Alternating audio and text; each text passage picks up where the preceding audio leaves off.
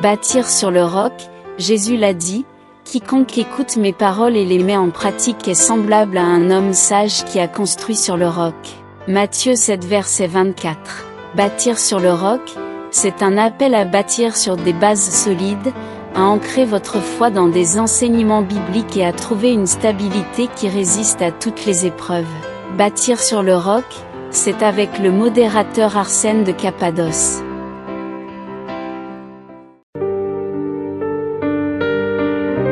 Bienvenue dans Bâtir sur le roc, un voyage vers une foi solide et une vie édifiée sur la parole éternelle de Dieu.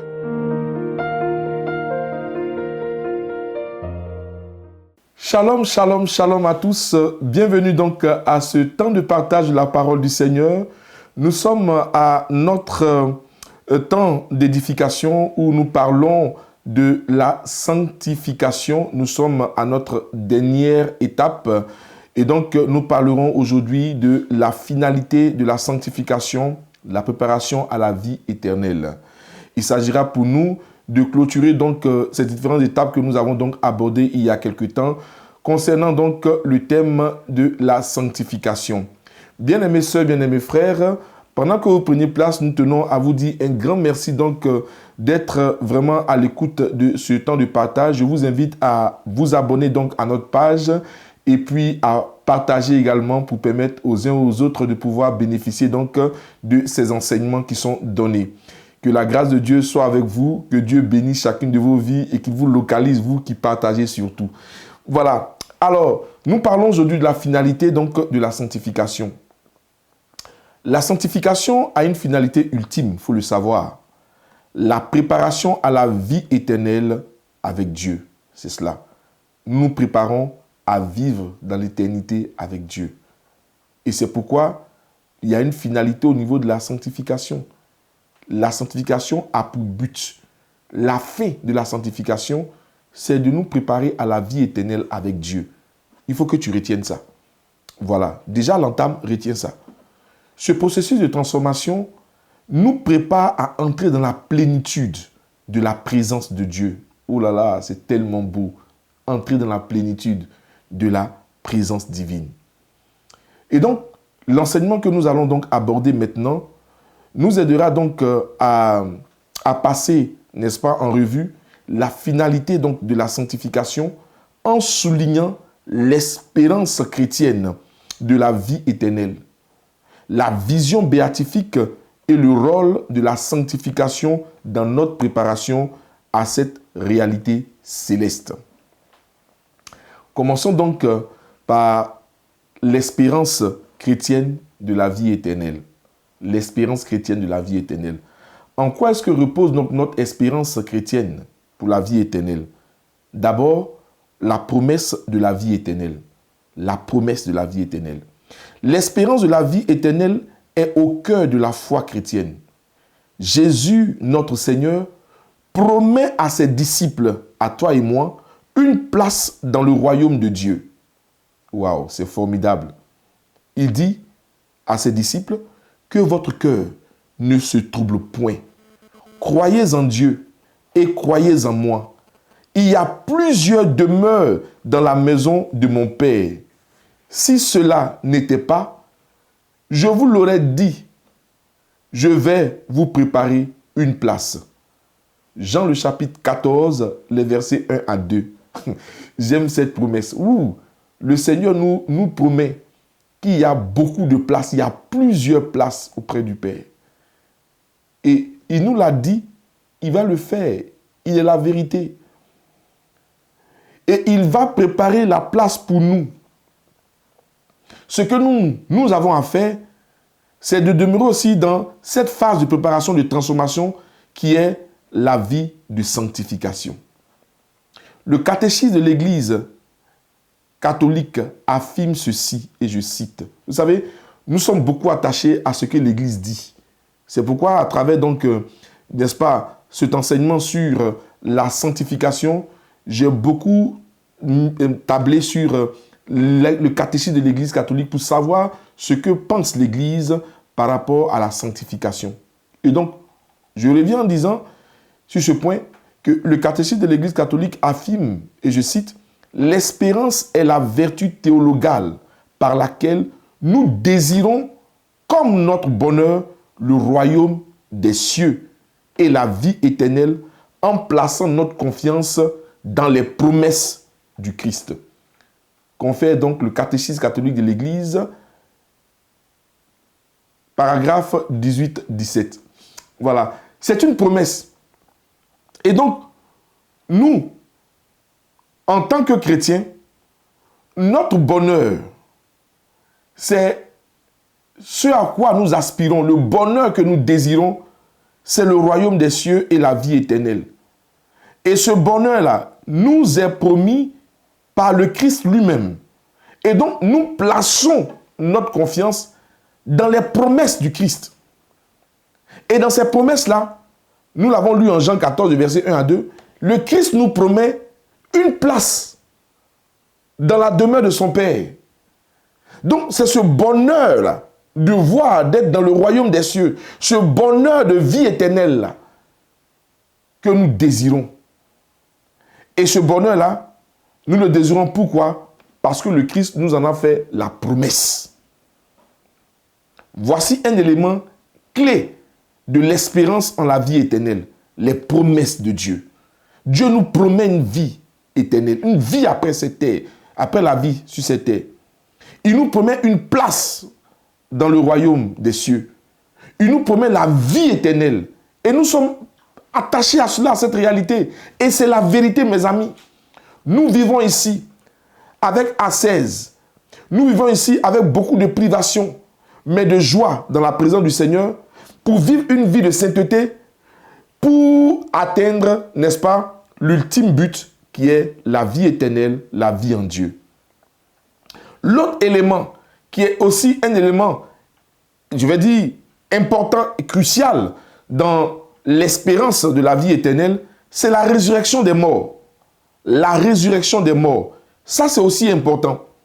La résurrection des morts est une partie essentielle de l'espérance chrétienne. Si il n'y avait pas de résurrection des morts, on ne pourrait pas espérer en la vie éternelle. Jamais. Et notre credo nous le dit. Nous croyons à la résurrection des morts. Les morts ressusciteront. Et c'est ce qui fait aussi l'objet, le fondement de notre espérance chrétienne. Paul écrit aux Corinthiens. Il dit ceci en 1 Corinthiens, le chapitre 6, le verset 14. Paul dit, « Et Dieu qui a ressuscité le Seigneur, nous ressuscitera aussi par sa puissance. » Oh, c'est tellement beau. Wouh! Frères et sœurs, Dieu qui a ressuscité le Seigneur Jésus nous ressuscitera aussi par sa puissance. C'est ce qui fait aussi l'objet de notre bonheur, l'objet de nos désirs.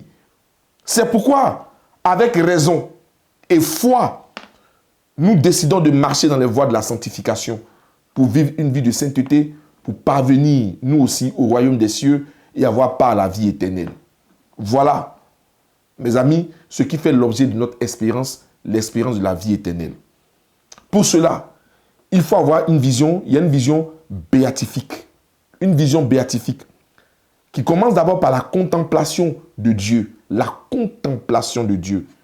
La vision béatifique, c'est-à-dire la contemplation directe de Dieu, est la récompense ultime des justes. Ceux qui auront été jugés justes aux yeux de Dieu pourront contempler Dieu face à face, en direct. Voilà. Ils pourront contempler Dieu directement. Chez nous, en Côte d'Ivoire, ça dit vis-à-vis. Ils pourront le voir vis-à-vis. Visa. Voilà. Le catéchisme de l'Église catholique explique en nous disant, et je cite, « Ceux qui meurent dans la grâce et l'amitié de Dieu vivent toujours avec le Christ. » Ceux qui meurent dans la grâce et l'amitié de Dieu vivent toujours avec le Christ. Ils sont pour toujours semblables à Dieu, car ils le voient tel qu'il est, face à face. Fin de citation. Catéchisme de l'Église catholique, paragraphe 10-23. C'est tellement beau. Les amis de Dieu, là, ils vivent toujours dans la présence du Christ, sont toujours amis de Dieu. sont pour toujours semblables à Dieu, car ils voient Dieu tel qu'il est, ils le voient face à face. Ça, c'est la vision béatifique. Et c'est l'ultime but de la sanctification. Vous voyez, la vie éternelle, là, elle passe par une vie de sanctification. Si on veut atteindre la vie éternelle. C'est pourquoi je vous exhorte à bien méditer tout ce qui est dit dans cet enseignement. Nous avons eu le thème 1, le thème 2, le thème 3, le thème 4 et nous sommes enfin sur le thème 5. Mes amis, voici ce que l'évangéliste Matthieu nous révèle en son chapitre 5, le verset 8. Il dit « Bienheureux ceux qui ont le cœur pur, car ils verront Dieu. » Le cœur pur, c'est l'image de celui qui vit une vie de sainteté. C'est celui qui est saint. Le cœur pur, c'est celui qui, n'est-ce pas, avec la grâce du Seigneur, a bravé les obstacles à la sainteté et qui, par la faveur de Dieu, avec la prière, les sacrements, est parvenu donc, n'est-ce pas, à une vie de sainteté. Celui-là, dont le cœur est pur, il verra Dieu face à face. 1 Jean, le chapitre 3, verset 2, nous dit, 1 Jean 3, verset 2, nous le verrons tel qu'il est. Nous le verrons tel qu'il est. Mais pour le voir tel qu'il est, cela exige de nous d'abord une vie de sainteté. Il faut être saint. D'où nous parlerons aussi de la plénitude de la communion avec Dieu. La plénitude de la communion avec Dieu. La vision béatifique implique une plénitude de communion avec Dieu où nous serons totalement transformés par sa présence. Et saint Thomas d'Aquin décrit cette vision comme, et je cite, la fin ultime et la perfection de l'âme humaine. Fin de citation. La fin ultime et la perfection de l'âme humaine. En fait, en entendant saint Thomas d'Aquin, nous avons l'impression qu'en fait, notre âme, n'est-ce pas, n'a pas encore atteint sa perfection. Elle atteindra sa perfection lorsque nous serons dans cette plénitude de communion avec Dieu. Vous comprenez? Et donc, c'est important pour nous, la plénitude de communion avec Dieu. Et c'est en cela que nous pourrons voir et contempler Dieu tel qu'il est face à face. Abordons maintenant le rôle de la sanctification dans la préparation à la vie éternelle. Comment la sanctification nous prépare à la vie éternelle? Voilà. Premièrement, la sanctification opère en nous une transformation progressive. Donc, transformation progressive. La sanctification est un processus de transformation progressive qui nous prépare à rencontrer Dieu. Et Paul exhorte les chrétiens, toi et moi, en ces thèmes, en Romains le chapitre 12, le verset 2, Paul dit « Soyez transformés par le renouvellement de l'intelligence ». Donc, il y a une transformation qui se fait de manière progressive afin de nous préparer à rencontrer le Seigneur. À côté de la transformation progressive, la sanctification opère en nous une purification nécessaire. Une purification nécessaire. Donc, la sanctification implique également une purification nécessaire pour être digne de la présence de Dieu. Pour être dans la présence de Dieu, il faut en être digne. Et c'est cette purification-là qui va se opérer en nous par le biais de la sanctification. Le catéchisme de l'Église catholique explique ceci en disant, et je cite, « Tous ceux, écoutez-moi très bien, parce qu'il y a beaucoup d'amalgames maintenant, les gens disent n'importe quoi, ou qui a dit que quand on meurt, on est mort, quand on meurt, on est un truc ici. » Écoutez bien, voici ce que notre Église nous dit. Elle nous enseigne. Elle est mère. Et voici ce qu'elle nous dit. Tous ceux qui meurent dans la grâce et l'amitié de Dieu, mais imparfaitement purifiés, bien qu'ils soient assurés de leur salut éternel, souffrent après leur mort une purification afin d'obtenir la sainteté nécessaire pour entrer dans la joie du ciel. Catéchisme de l'Église catholique, paragraphe numéro 1030. Paragraphe 1030. C'est clair. ceux qui auront cru en Jésus seront sauvés. C'est clair. Bien que assurés de leur salut éternel, parce que imparfaitement purifiés, lorsque viendra la mort, ils passeront donc par une purification afin d'obtenir la sainteté qu'il faut, la sainteté nécessaire pour entrer dans la joie du ciel, pour contempler Dieu face à face. C'est ce que nous on appelle le purgatoire. Là. C'est ce qu'on appelle le purgatoire. Voilà. Parce que on a tous cru en Jésus. Il nous sauve par sa mort et sa résurrection. Oui, nous sommes tous d'accord.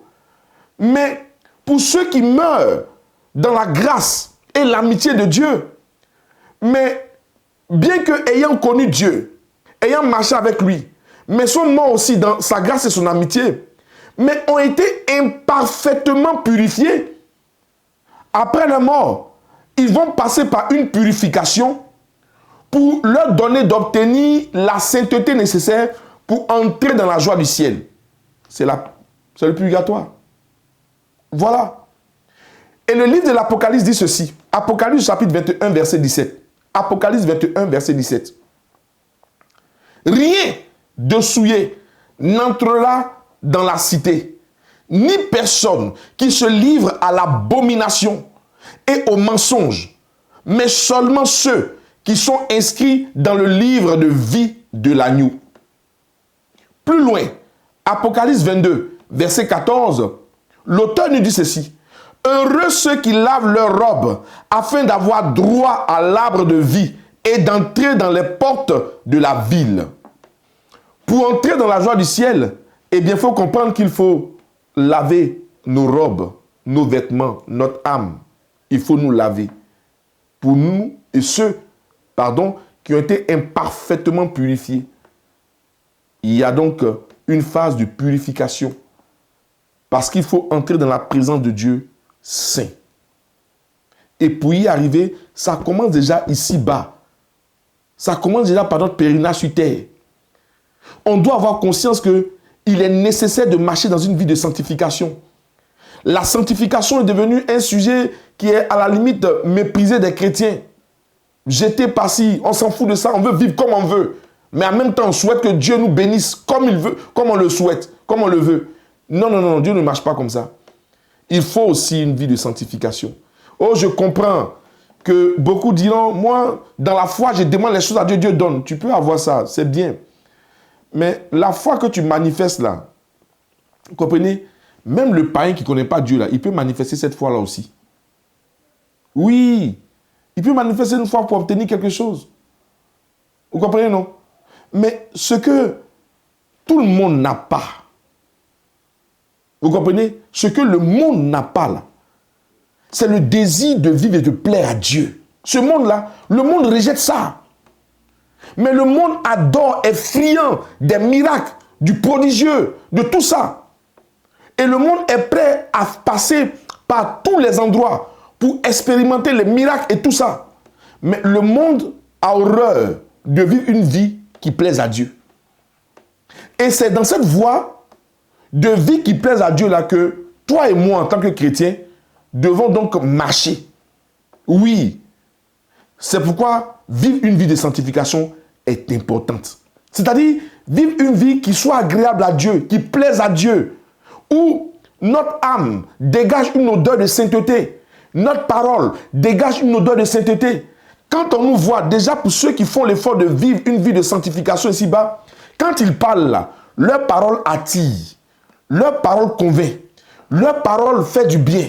Leur présence déjà dégage un parfum qui rassure tous autour. Vous comprenez? Leur présence dans un environnement rassure l'environnement même. Vous comprenez? L'environnement lui-même commence à être impacté de la présence de Dieu. Pour quelqu'un qui veut vivre et qui vit sérieusement sa vie de sanctification. Vous comprenez? Et donc, ce n'est pas sorcier. On a vu, et vous pouvez aller voir les enseignements précédents, les moyens par lesquels nous arrivons donc à surmonter aux obstacles à la vie de sanctification, mais aussi les moyens par lesquels l'Église, les moyens que l'Église nous donne pour vivre une vie de sanctification. C'est bon, c'est nécessaire, mes amis. Parlons maintenant du témoignage des saints. J'aime bien ça, le témoignage des saints catholiques, parce qu'il y a des dévanciers dont le sang a crié Jésus sur les routes de ce monde. Vous comprenez? Ces dévanciers-là sont pour nous un modèle. Ils sont passés par là, comme Jacques pouvait le dire, du grand prophète Élie. Jacques dit que Élie là, était de même nature que nous. Il opérait des miracles. Ce qui veut dire que nous aussi, on peut opérer des miracles. Mais comme on est dans le domaine des miracles, du feu qui descend, les gens sont chauds. Mais prenons aussi des dévanciers dans la foi comme Saint Augustin, Saint Jean de la Croix, Sainte Thérèse de Lisieux, j'en passe, Saint Padre Pio. Ceux-là aussi sont de même nature, étaient de même nature que nous. Mais ces gens de même nature que nous, eux aussi sont passés par le creuset de la purification, sont passés par la voie de sainteté. Cela veut dire quoi? Cela veut dire que toi et moi, on peut passer par là aussi. Cela veut dire que toi et moi, on peut surmonter ça aussi. Cela veut dire que toi et moi, on n'est pas obligé de vivre, n'est-ce pas, en nous conformant aux pensées, aux réalités de ce siècle présent, de ce monde-là. On n'est pas obligé de faire ça. Toi et moi, on peut prendre le choix préférentiel de marcher dans les pas du Seigneur comme l'ont fait Saint Padre Pio, Saint Antoine de Padoue et bien d'autres, pour plaire à Dieu. Et vous voyez cela, leur présence partout dans l'environnement a toujours impacté le cœur des gens. Oui, c'est impacté le cœur des gens. Ils n'étaient pas forcément à la recherche du prodigieux, du miraculeux. Mais le miracle les poursuivait. Pourquoi? Parce qu'ils avaient accepté de vivre une vie qui plaise à Dieu, de dégager une odeur de sainteté. C'est ce qui les animait. Comment plaire au Seigneur? C'était ça pour eux. Donc, ils traversaient des moments difficiles. Mais avec la grâce du Seigneur, ils surmontaient ces moments. Devant des épreuves où ils étaient agressés, et dans l'âme, dans l'esprit, dans le corps. Ils étaient fortement agressés, mais ils réussissaient à surmonter cela. Je veux dire que toi et moi, on peut y arriver. Découvrons le témoignage de Saint Augustin. Qu'est-ce que dit Saint Augustin dans le livre La Cité de Dieu?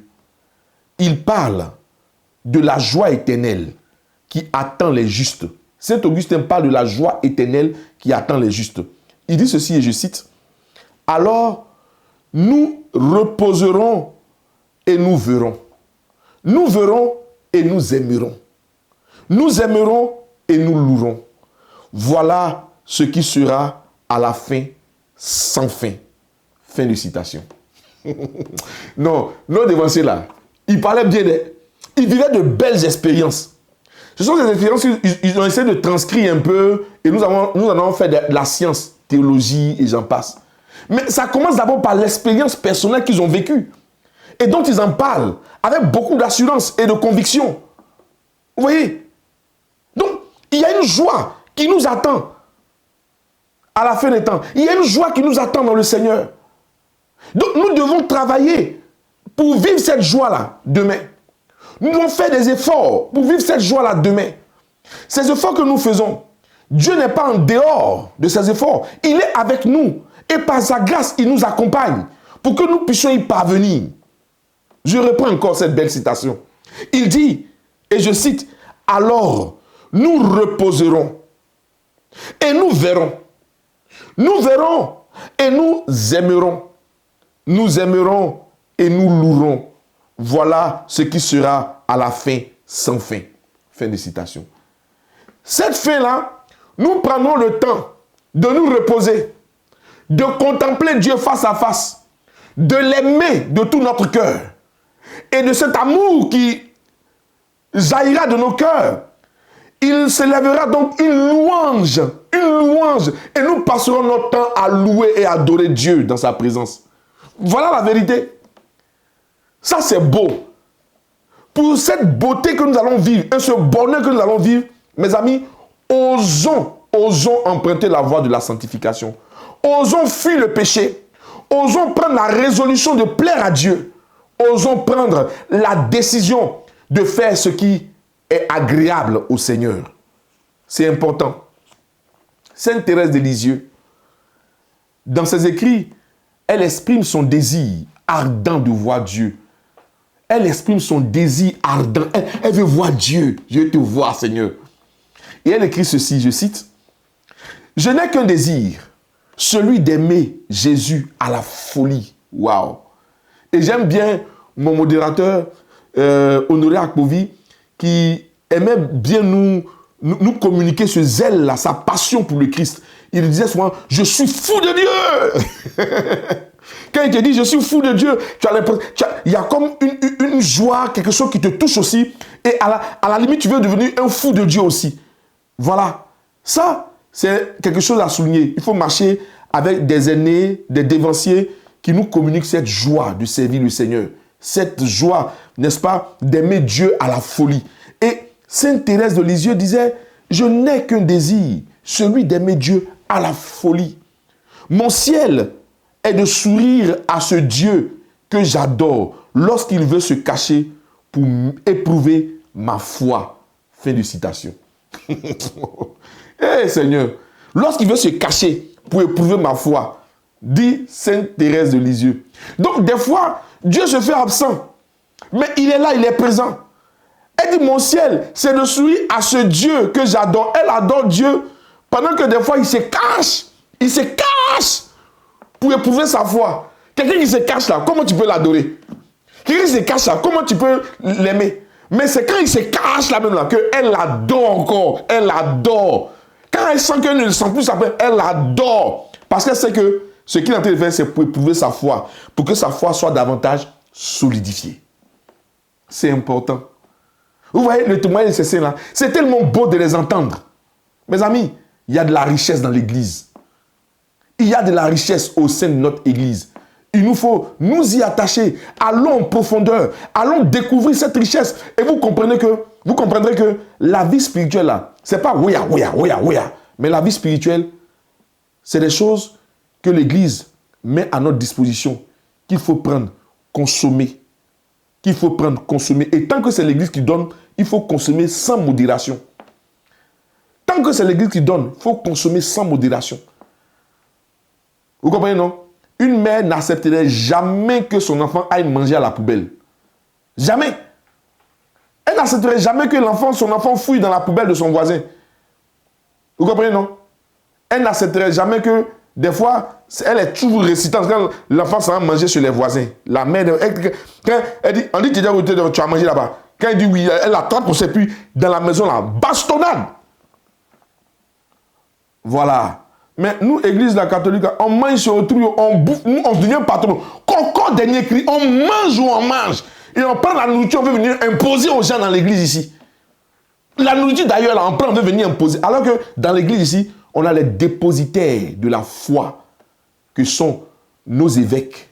Les dépositaires de la foi. Depuis, Jésus a dit, Pierre, sur cette pierre-là, j'ai bâti mon église là. C'est sur la foi, il a bâti l'église. Dépositaire de la foi. Les apôtres se succèdent. Jusqu'à présent, on a notre pape. Mes amis, on est au bon endroit. Laissons simplement la grâce couler. Obéissons à la voix de Dieu à travers nos autorités. Marchons dans la voie de sanctification. Vous verrez la gloire de Dieu se manifester dans votre vie aussi. Je voudrais achever en disant, la finalité de la sanctification est la préparation à la vie éternelle avec Dieu.